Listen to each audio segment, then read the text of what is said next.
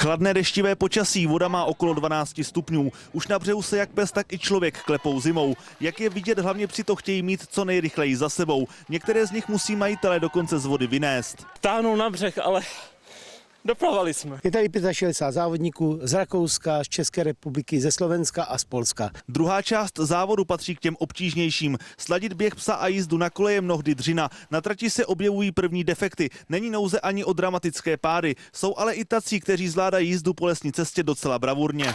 Šikovná. A pomalinku.